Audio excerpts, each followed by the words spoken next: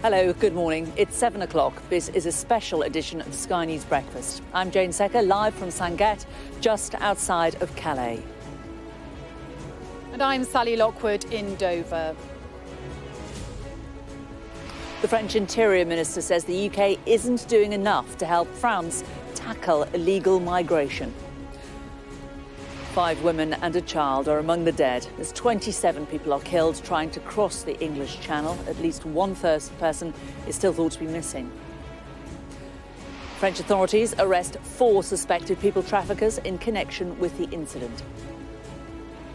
Protests through the night in Calais as demonstrators accuse the authorities of not doing enough to respond to the migrant crisis. Shock and anger here in Dover as a blame game over the tragedy begins. The French accuse Britain of politicising the migrant issue for domestic gain. Boris Johnson says the UK and France must work together to do more.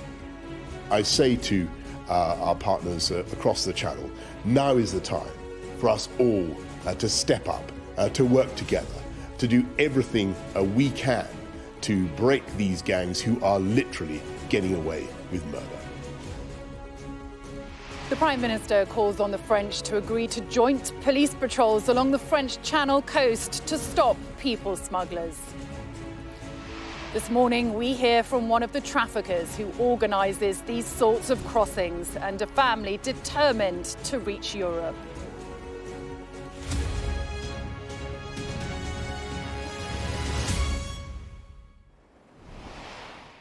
Hello, good morning from Sangatte, just south of Calais, on the French side of the Channel. And this is the point yesterday that a number of small boats left. One of those small boats sank not long after leaving these shores. 27 people we know to have died, including a woman and 5 women and 1 child, as well as a teenage boy. Well, in the last few moments, breaking news, the French Interior Minister has made some comments about the British as handling of the events. Let's talk to Sky's Ali Fortescue, who joins me now. Ali, what has this man been saying? So the French Interior Minister has effectively said that Britain is not handling the migrant situation well. He said we're handling the situation badly. I think there will be disappointment from some that already a day since such a tragic event and something that is above all a human tragedy, there is a blame already being sent over Britain's way from France, because of course there is a difficult relationship between France and Britain. We know that, and we know that each side has been blaming the other, and plenty see that as not particularly useful cooperation. We know that the French have effectively said that we're making the route too attractive, the pull factors are too much for migrants thinking of crossing the Channel, and Britain have blamed France for not stepping up patrols enough on the French side. There are, of course, enormous challenges to try to solve this problem, to try to police a 90-mile stretch of coast. We know that there was a squabble too between Britain and France over £54 million that was going to be given here to step up patrols. We know that something that the government have been looking at is sending British authorities over here to help with those patrols. And we do know that the French have been breaking up migrant camps here in Calais and Dunkirk more recently as well. But that hasn't stopped people desperate to make it to Britain, desperate to cross the Channel. And as we saw yesterday, that is the risk that authorities have been warning about for such a long time. 27 people losing their lives trying to make it to Britain. And Home Secretary Priti Patel said she wants to try to make this route unviable. Charities say they want more safe routes opened up for people fleeing persecution. But already this morning, you have the French Interior Minister saying that Britain needs to do more. And I think there will be a hope that what could have come after yesterday would have been more cooperation, something a bit more useful than blaming. And we know that the French President Emmanuel Macron did speak to Boris Johnson yesterday. They said no option is off the table. So I think people will be hoping for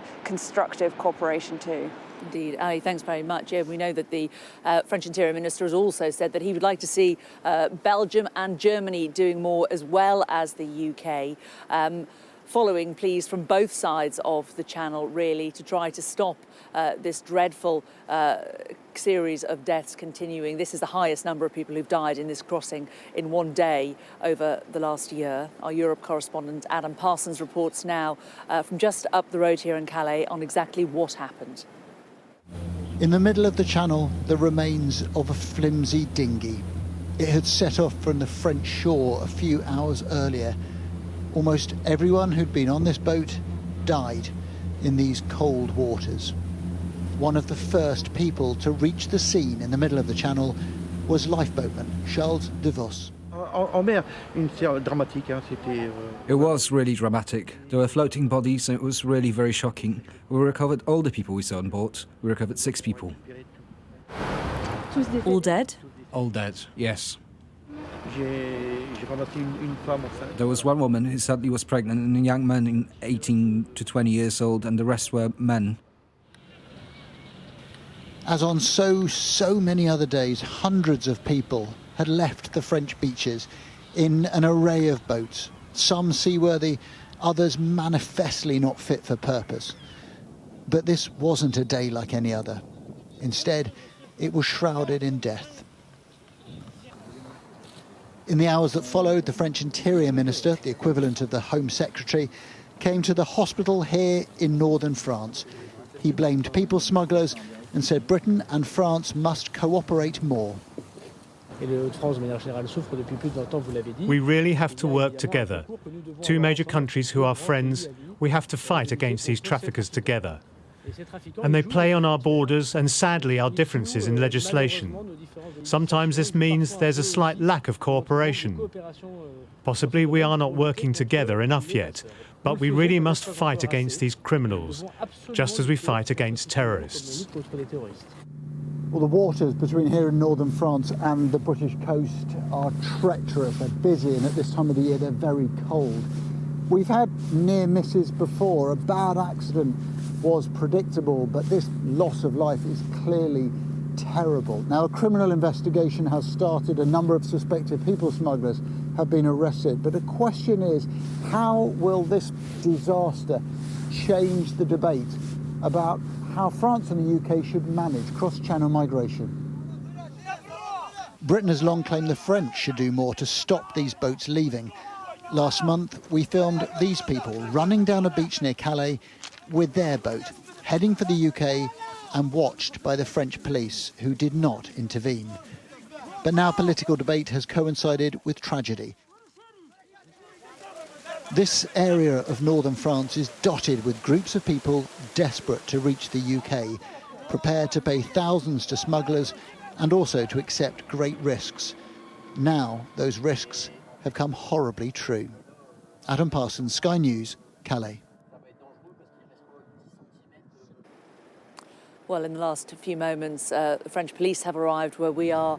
The sun has just come up here at Calais, and they are sitting in their van looking out across this water. Of course, we know that there are still at least 1 and possibly more people who are still missing from this boat. There are bodies out there in the water, and the police now patrolling at various points along the coast in France to try to see what they can see, and also, of course, acting as a deterrent to more people smugglers and migrants who would possibly today try to travel out, although of course today the weather has turned, and that's thought to be one of the reasons that so many people went out on the water yesterday. Bad weather was forecast, the temperatures have plummeted and the wind has picked up. It is not a calm day. It is not the kind of day you would want to launch a dinghy out into the very grey, choppy waters of the English Channel. Well, a short while ago, I spoke to Peter Walsh from the Oxford University Research Unit Migrant Observatory and asked him whether he thought there were indeed any easy solutions. I'm afraid there are no easy solutions. The government's main strategy so far has been to throw money at the problem, to ramp up its cooperation in France with the French authorities. That includes increasing patrols on beaches and anti-crime investigations to tackle the smuggling gangs. So far, we haven't seen that these measures have bore much fruit, but they will take some time to bite, really bringing to light, I think, just the magnitude of the challenge. faced by the UK and French authorities here. Well, as the political recriminations start and we look to possible solutions to what happened yesterday, just along the coast, just less than a mile away from us at Calais, at the port there is a fleet of private ambulances. The bodies of those who were brought ashore, we believe, are still there. They're going to be transferred to Lille today for post-mortem examinations to be carried out and for identification to begin. The two people who did survive, we know that they have told the authorities that most of those on the boat, it's believed, were from Iraq and Somalia. So we are getting more information about the people that were contained on this boat yesterday that tragically sank with the loss of at least 27 lives. Well, they were trying, of course, to get across the channel to the UK. Sally Lockwood is there on the other side of the channel for us this morning in Dover. Thank you, Jane. Yes, certainly soul searching this morning on both sides of the channel. And an emergency COBRA meeting was held in Downing Street last night. Following this tragedy, the Prime Minister said people trafficking gangs organising these boats are literally getting away with murder, and urged France to increase efforts to stop the flow of migrants. Well, Sky's Tamara Cohen is at Downing Street for us. Good morning to you, Tamara. And some comments from the French Interior Minister in the last few moments certainly suggests that could only inflame tensions between the two sides this morning.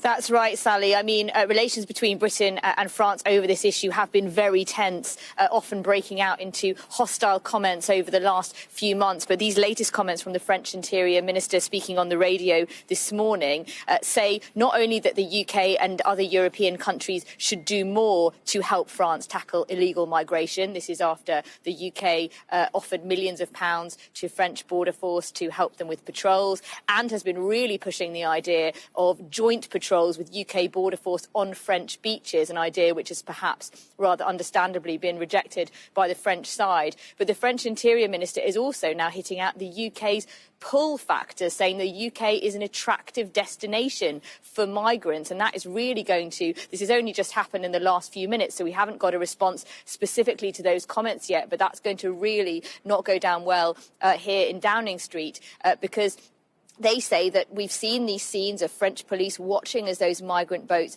set sail, often in treacherous conditions, and they know that cooperation between the two sides is the key to cracking this. And this idea of British personnel being sent over to France, they say, has been rejected out of hand by the French side. So not clear that tensions are going to calm down today in the light of today's tragedy. Now, Boris Johnson chaired a COBRA meeting last night on this issue, and I think we can expect engagement with the French government at all different levels today. But this issue has had traction for some time. I was told by a senior UK government official that there have been more meetings about small boats over the last 2 years in Number 10 than any other issue except COVID. The reason that it hasn't had any effect on the small boats crossing the channel is because it is so difficult to do without cooperation with the French, and that whether that actually happens over the next few days is going to be the real test.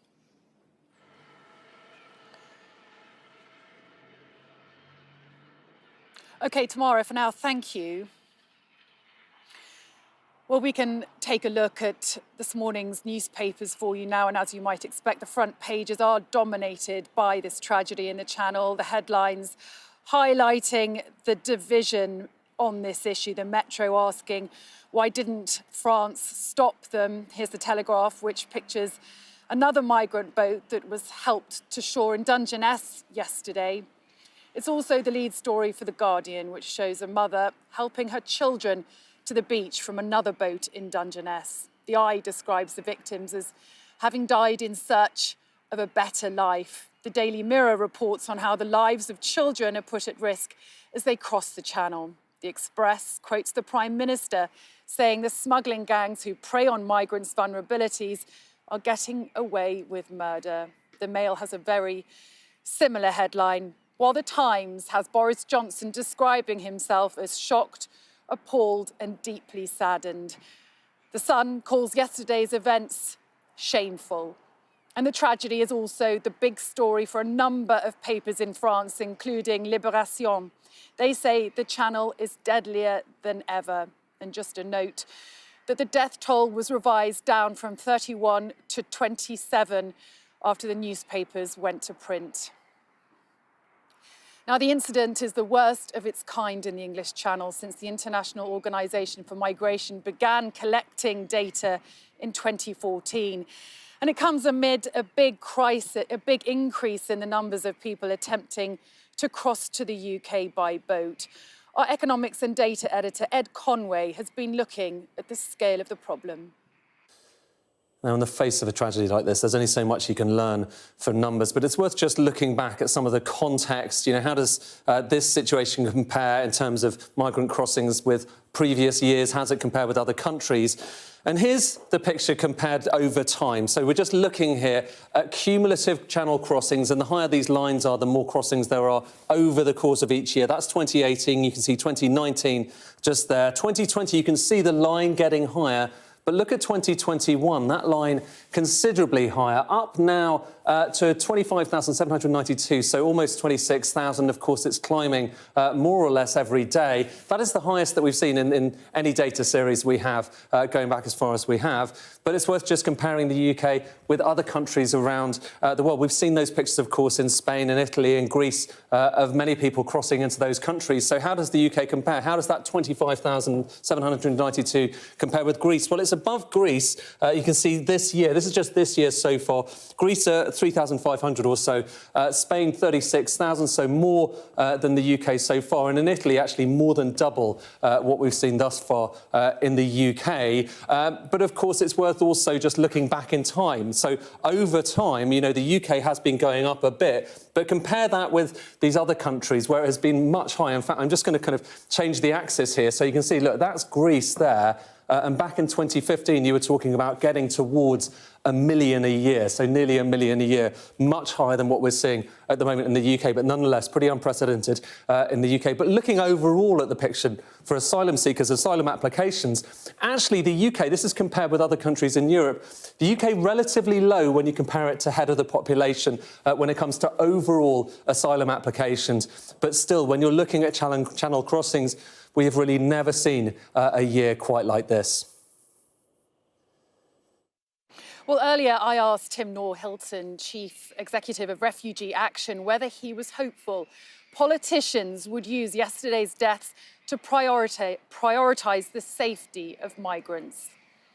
At the moment, all we're hearing is about tough action. And what we know with tough action is that all it does is play into the hands of the people smugglers, increase the success of their business model, i.e. the complete opposite of what the stated intentions are. And the actual experiences of people themselves making these crossings are completely ignored. These are people fleeing persecution and human rights abuses, and yet they're dying in the waters around this country.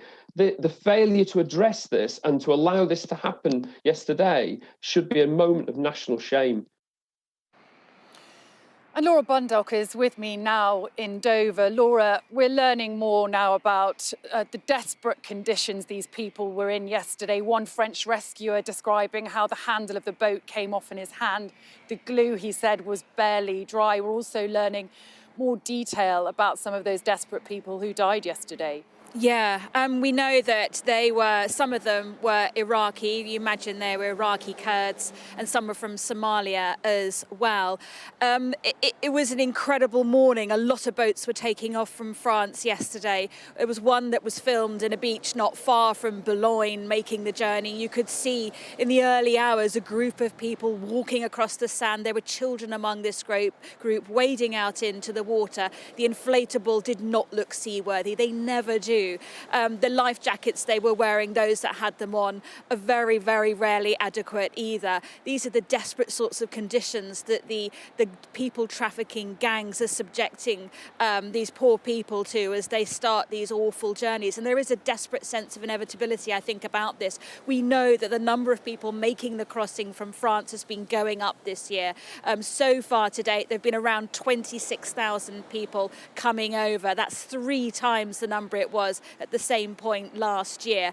The reason why in November we're getting more people coming over, I think, is because although it's cold and it's wet, the conditions out in the Channel are relatively calm at the moment. And the threat of bad weather this weekend, I think, has pushed many people to the beaches to try and get across before that wilder weather this weekend really hits in. But lots of questions now about what can be done. I mean, the boat journey is seen as one of the only options for people who want to arrive in the UK to try and claim asylum. Lots of questions about the systems that need to be in place to help people, the sorts of things and strategies that will need to be in place to tackle these illegal gangs that are operating, and not just from the French shoreline, but really along the whole length of the migrant route, really, right from the very start of these dangerous journeys.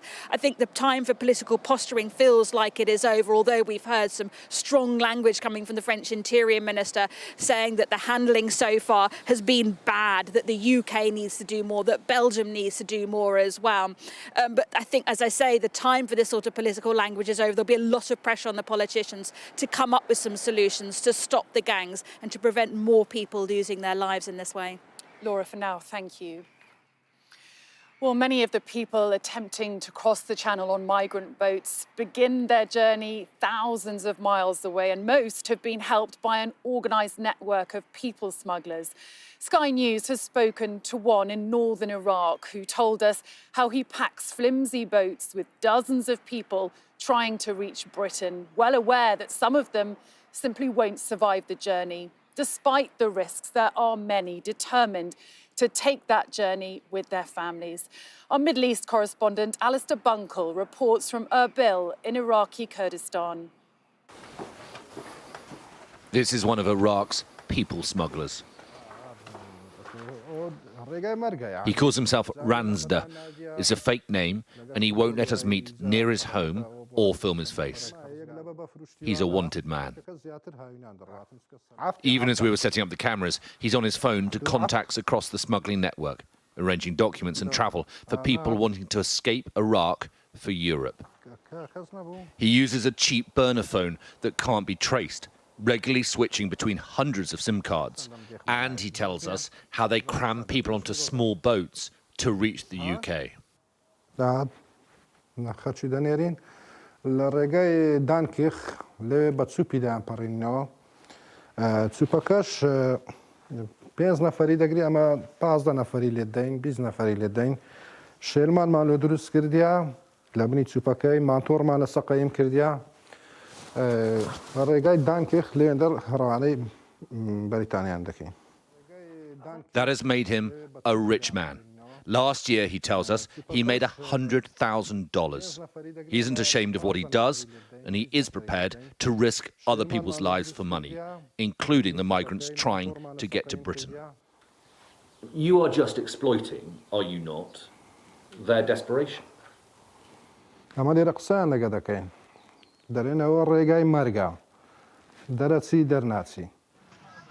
The Mahmoud family paid smugglers $30,000 to get them to Europe in September. They travelled via Turkey and onto Belarus, sleeping rough some of the way.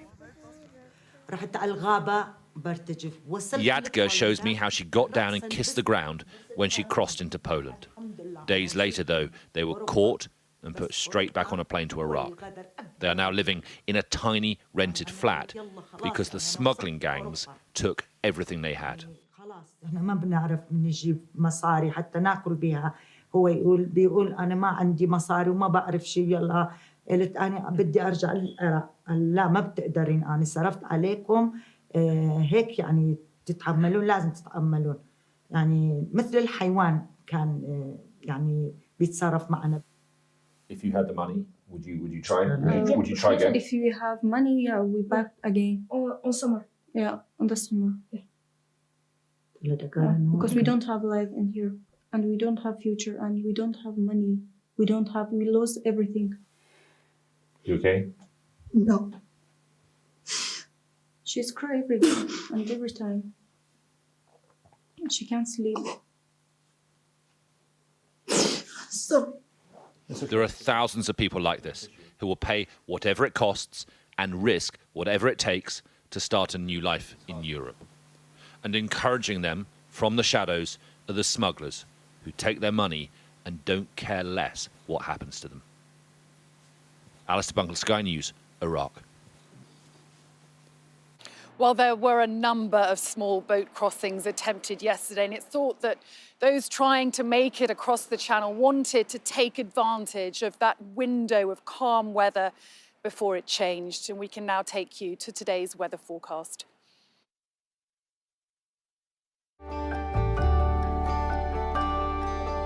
Look forward to brighter skies.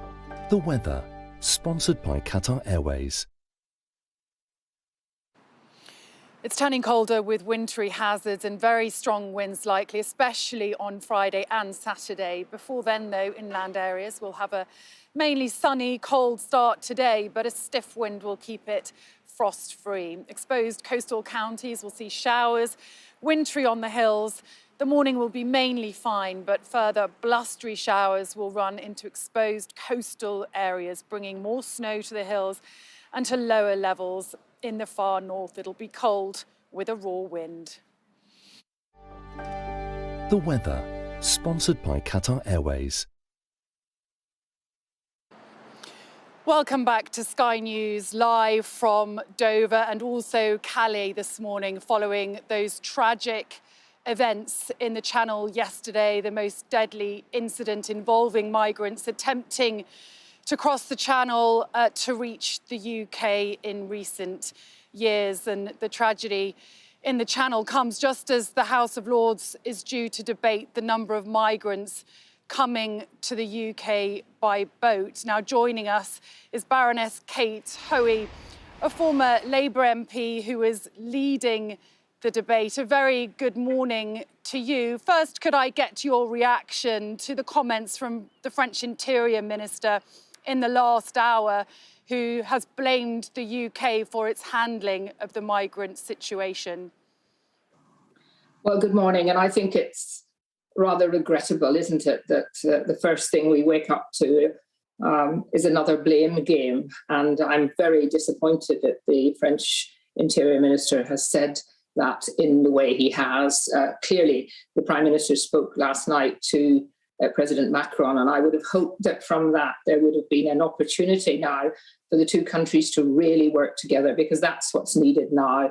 This cannot be solved by us alone. We can do lots of things, and that's part of the debate today, where we were going to discuss many of the things that perhaps we could be doing better.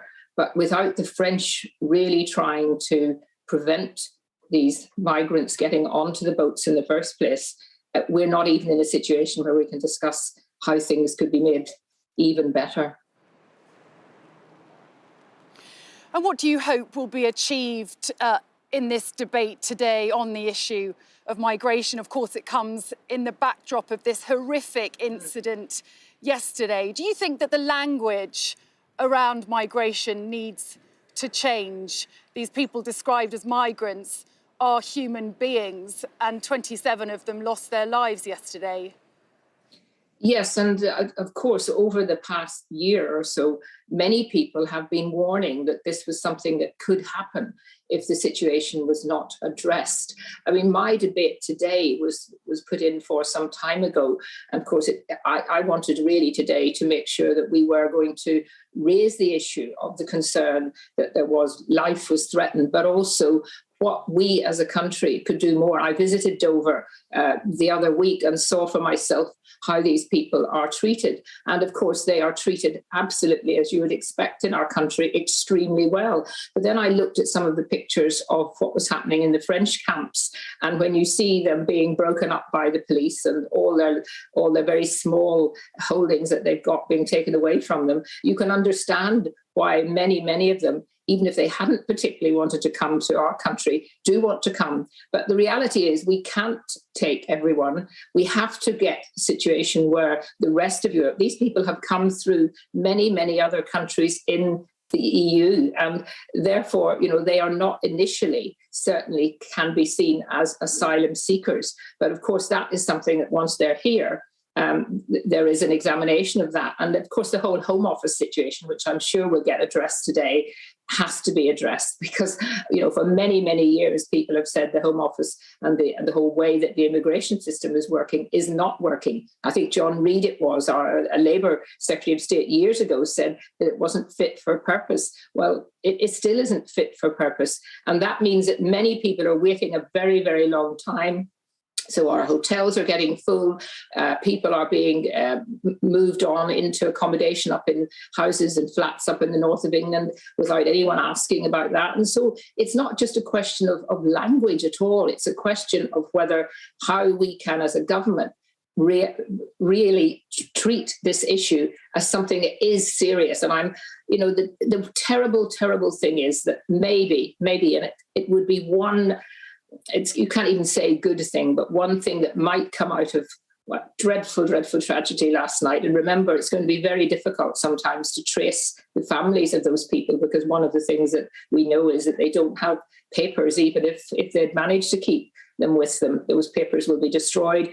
But one thing that must come out of this is a united effort now by our country, by France, by Belgium, by Germany, to actually realise that this can't go on and we can't treat it the way we've been doing.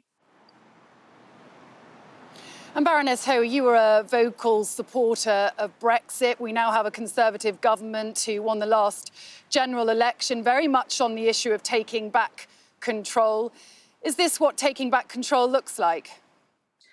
Well, of course, we have not taken back control of our border at Dover. And it does seem absolutely amazing that over the past year or so, we haven't been able to stop this in a way that is sensitive to the needs of some of these very, very poor people who are actually coming because they are leaving sometimes very difficult situations. But when I was down there, what we did see was the vast majority of them, the vast majority are young men aged 18 to 25. They have not necessarily fleeing from tyranny and torture. They are coming because they want a better life, and that we can understand. But we can't just have an open border for people to come. So we have to get control of our border back. And yes, one of the crucial things about leaving the European Union was that we would be able to make our own decisions on this. And that's what now I think we have to concentrate on. Now, relations with France are not exactly at their best, but we are now talking about some of the most desperate people in the world taking enormous risks and losing their lives to try and reach the UK. We're talking about families, we're talking about children. As a country, we can be doing better than this, can't we? Well, I think as a country, actually, we're a very, very tolerant country. And if we look at the people that we brought in from Hong Kong over the years, we were very, very good about bringing people from Uganda when Idi Amin put people out. We've taken Syrian refugees. We've taken, thousands of children, unaccompanied children. These are things we're doing. I really will not. I think it's quite wrong. And I find it very disappointing that so many of the agencies that are dealing with refugees and asylum seekers and migrants, as we would talk about, that they're actually wanting to blame our country always. It's always our fault. And of course, this particular tragic incident, very clear that the police was on those beaches and allowing people to get on the boats. And France really has to take, I don't want to just have this blame game as well, but I think France has to take great responsibility. And those people in our country who are speaking up for refugees need to be more serious about where they're putting the responsibility. And just lastly, before I let you go, we hear that this is the government's #1 priority. Is that because they are concerned about the humanitarian aspect of this and the safety of migrants? Or is it about the optics of these boats arriving onto UK shores on almost a daily occurrence now? Well, one of the things I was, going to say in the debate today is, there's not been a debate in Parliament's House of Lords and there has been some questions. There's been no debate. Out in the country for some time, this has been a really, really live issue where people are talking, and governments have to take responsibility. And when people out in the country, not in the rarefied atmosphere of Westminster, perhaps have been talking about it in the same way, then government has a responsibility to listen to that and to act. So I think it should be now. Obviously, COVID has been hugely the issue over the past year, but I really do believe that this now has to be something, and it should have been happening even without this tragic incident. It really should be top of the priority list at Downing Street. OK, Baroness Hoey, thank you very much indeed for joining us today. And following those tragic events in the Channel yesterday, there's soul-searching on both sides of the Channel this morning, but that hasn't stopped the political mudslinging between the UK and France. Let's cross now to Jane Secker in Calais. Thanks very much, Sally. Yeah, we've heard quite a lot from the French Interior Minister this morning so far already. He's given the information that he's able to about what happened yesterday. A couple of bits of breaking news from him. He has said that he believes that the boat was bought in Germany, the boat that sank yesterday just off the coast here, and also that the people smuggler who was involved with that had a German registered vehicle. So it is possible that the route to this beach and to the beaches along this part of France came via Germany. We know that 4 people were arrested on the border almost between France and Belgium up past Dunkirk last night, and that 2 people have already appeared in court as a result. But that is the latest on the facts. What we know yesterday, also the French Interior Minister has revealed that what they've been able to glean from the bodies that they recovered from the water and from the 2 survivors is that those on the boat yesterday were of Iraqi and Somali origin. But as Sally was saying, there has been a certain amount of mudslinging. He has criticised the British for not doing enough, also criticised the Belgian authorities and the German authorities for not doing enough to stop the people smugglers as well. Let's bring in now for an MP for La République En Marche for the Rhône area, Bruno Bonnell. Now, Bruno, I understand you were listening to Kate Hoey's interview there, shaking your head. What do you make of what Kate Hoey responded to, that it's disappointing that the French are appearing to point the fingers at different countries? Well, is it really time to point fingers when we have 27 people dead in the Channel? Is it time to say that there is a right border and a wrong border? Is it really the issue? Is it the time to just not fight together against those smugglers? Because really the message that our minister was trying to send, and maybe it was twisted in a way that may seem aggressive towards the UK authorities, but the message is we should fight together on 2 fronts. One is the smugglers. We captures on the French border, we captures 1,500 smugglers since the beginning of the year. Start number 2, create the conditions so that the migrants don't stop to be obsessed by joining the UK borders. The reasons are complex. Maybe there are some myth, maybe there are some regulation there, but effectively those migrants concentrate on the French border, coming from Belgium, coming from Germany, coming from everywhere, and they try to cross it on those long boats, and they paid smugglers for this. So really, I'm upset by saying that it is no time to fight between allies and friends. It's time to join forces to stop this traffic of human beings at this point. But there will be those who will look to what has been done in this particular part of France. We know that the jungle, the Sangatte migrant camp, was of course closed down, and that any migrants who gather here are being moved on by the authorities here in France.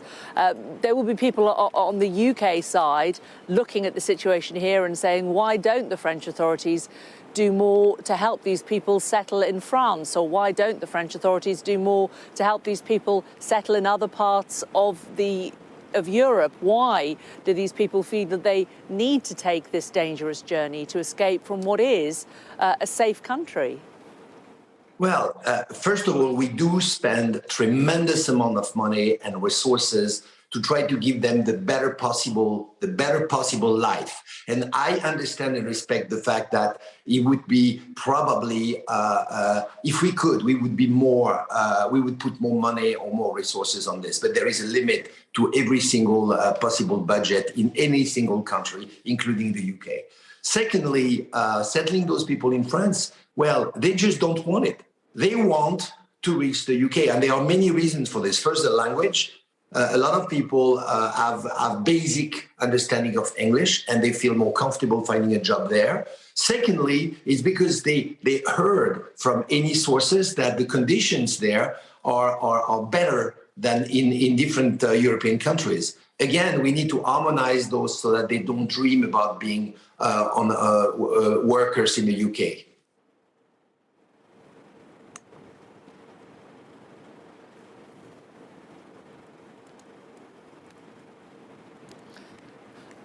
Oh, I think we're losing you, Bruno Bonnell. Can you still hear me at all?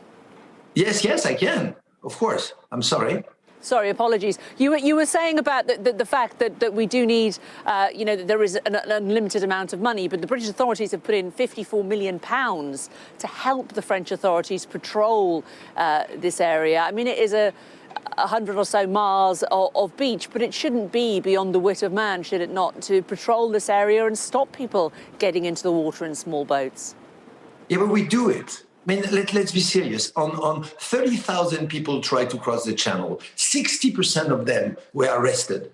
It happens at night, on small beaches. Police can't be everywhere. I mean, let's be realistic. Let's stop telling people that we can just close this border. It just won't. So we have a result right now at 60%. Not enough, fair enough, but we do try. And again, pointing fingers at the French people trying to help those migrants crossing the channel, just a myth. I mean, the fact is that we face a common problem. We should join forces to resolve it on many, many issues, probably more money, but at the same time, create the conditions so that the smugglers stop telling tales about the UK paradise that the migrants have in their mind. I mean, just to be clear, it's the French Interior Minister who appears to be pointing the finger this morning at both the UK government and also the Belgian and the German government.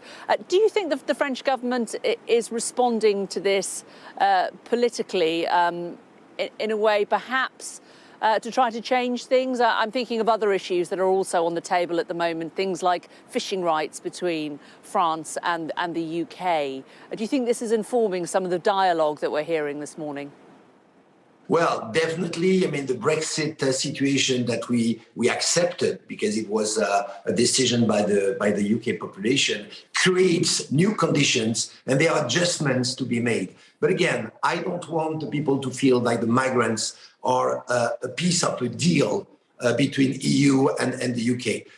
Again, I heard this morning someone saying stop saying migrants, but let's start talking about human beings trying to get a better life. I think that no people, I mean, on both sides of the channel, would accept the idea that those people could be taken as token for a negotiation. Indeed.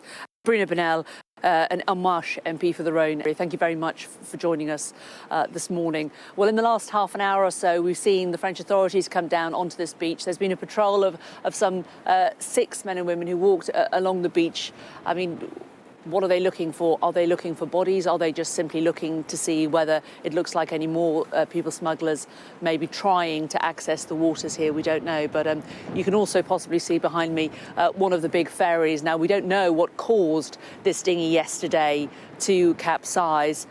We know that potentially it could have been because it was such a very, very small dinghy, and it was been described by one French minister as something like a paddling pool you'd put up in your garden, and it may have just deflated. But there are also reports that it could have been hit by one of these large ships. It is the busiest shipping lane in the world, and it is very, very busy again this morning, as it is always. Well, coming up on Sky News Breakfast, we'll be getting more reaction to yesterday's tragedy here in the Channel, and we'll speak to a former political refugee.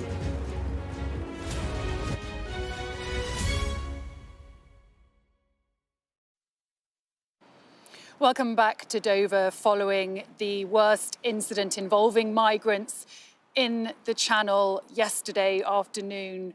The number of dead is 27 people, including several women and a young girl. Now, we're just receiving some lines at the moment. The French Interior Minister, speaking on French radio in the last few moments, has said that a fifth smuggler was arrested overnight and that the boat that was used in this awful crossing was purchased in Germany and that the people smuggler had a German vehicle registration. Those lines coming out of France in the last few moments.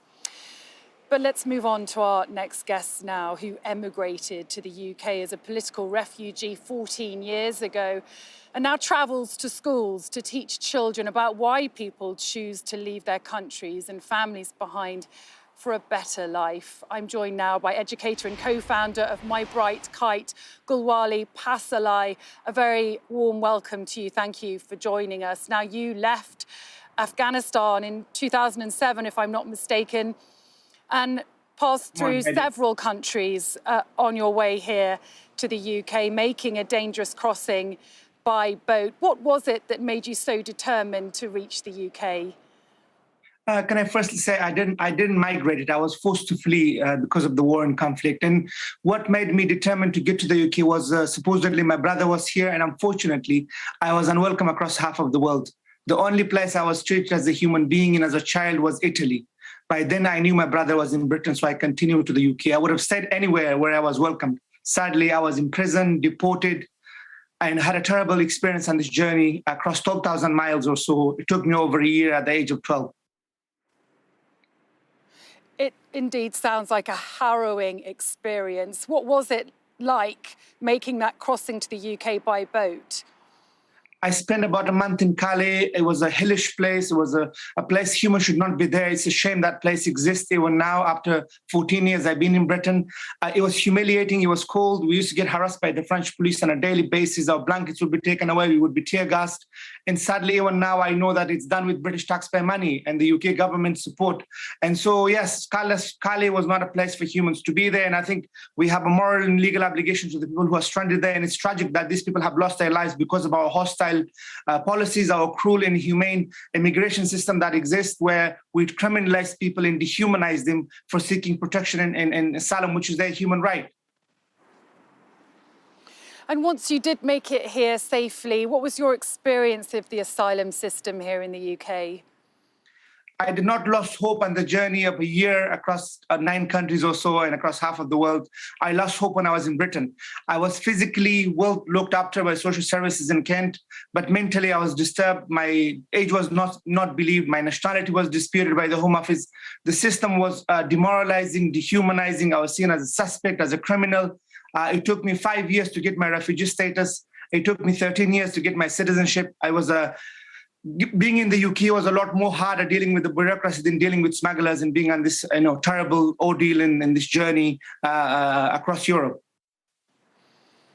And just very briefly, we're seeing a large number of crossings at the moment. What is the best thing and the best way of supporting people arriving here in the UK in your experience? I think the UK focused too much on deterrence and making people not to come here. The government wants to stop people coming here. We had to find an alternative. We had to provide safe passage for people. We had to provide humanitarian corridors. Unfortunately, they are not safer routes for people to come. They're not regular routes for people to come and claim asylum in Britain. Again, they're not doing anything illegal. They're just so desperate human beings in our doorsteps. We could do better. We are a compassionate country. I travel across Britain. I see people are kind. People are generous. I think government does not reflect the views of the people. I feel like we had to provide humanitarian visas. We have to give people better alternative than smugglers, because going after smugglers and gangs and so on and so forth is good, but it wouldn't make a difference because we have not provided any alternative to these people who are stranded and wants to come here to the UK for whatever reason. We take a very small number of refugees compared to other countries. We could do a lot better. We should be leading in this humanitarian crisis, and I'm afraid we will see more stories like this. I'm heartbroken for the... We will have to leave it there. Thank you very much for your insight. Thank you. Do stay with us. We will bring you more at the top of the hour on the tragic events that took place in the Channel.